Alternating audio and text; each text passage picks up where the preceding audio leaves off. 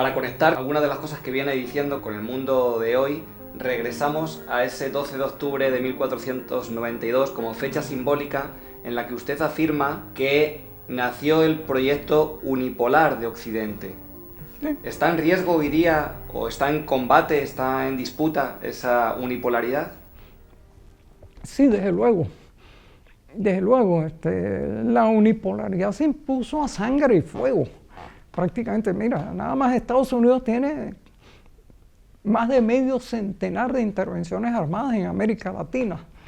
La conquista de los imperios coloniales en África y en Asia no se hizo por la bondad y por el convencimiento, fue también a sangre y fuego, a los acorazados, los cañones, los ejércitos de ocupación.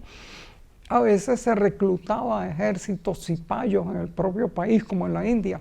Es decir, fue un proceso atroz y feroz. Y todos esos países fueron sometidos a saqueo, a colonialismo y demás, han estado recuperándose o intentando recuperarse de esa situación, y por lo tanto hay actualmente una especie de diferendo, de tensión entre lo que fueron los imperios coloniales tradicionales, fundamentalmente Europa y después Estados Unidos, y lo que fueron naciones, países o regiones del mundo colonizadas, ¿no?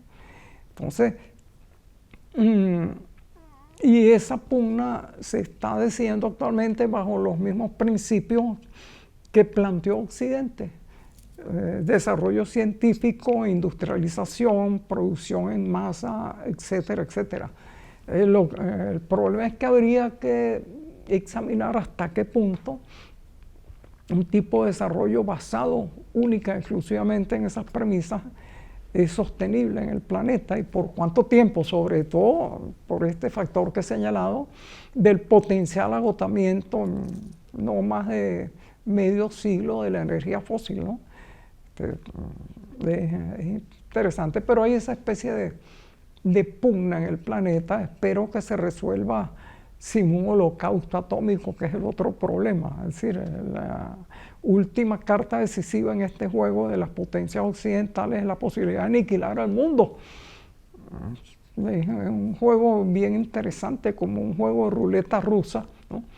En el cual uno de los dos tiene que resultar muerto, pero en este caso pueden resultar muertos los dos jugadores, ¿no?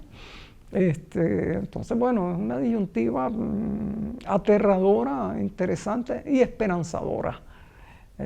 Yo he examinado mucho el tema de las utopías, he escrito un libro de relatos sobre las utopías que se llama La orgía imaginaria, y entonces yo pienso que disponemos de los medios técnicos, científicos y de los recursos para crear en verdad una civilización utópica en todo el planeta. Ahora, si la irracionalidad humana lo impide, tenemos un futuro bien incierto.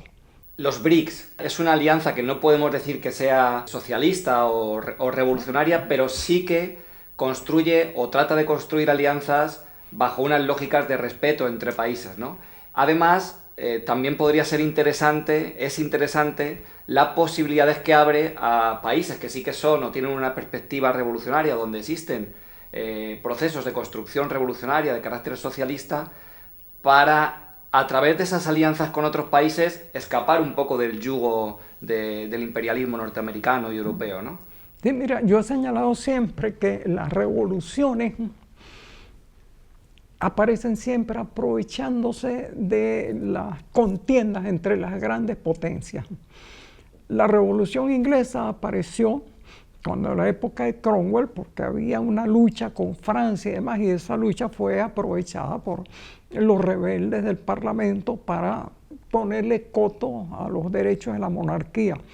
La Revolución Francesa también apareció en medio de esa pugna, ese tipo de pugna. Nuestra independencia justamente tuvo que ver también con eso. Los franceses invadieron España y Portugal, debilitaron la monarquía española, y entonces ese resquicio fue aprovechado por nuestros movimientos independentistas.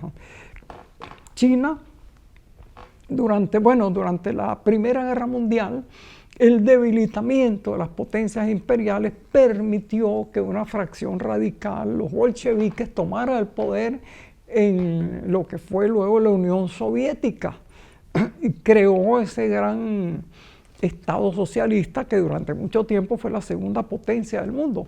Durante la Segunda Guerra Mundial también la pelea en Asia debilitó a los poderes imperiales, permitió en ese sentido, facilitó, pues fue muy difícil el proceso, que surgiera una república comunista en China y al mismo tiempo facilitó la independencia de la India y de Pakistán con respecto a los ingleses y además un proceso de descolonización que recorrió al mundo.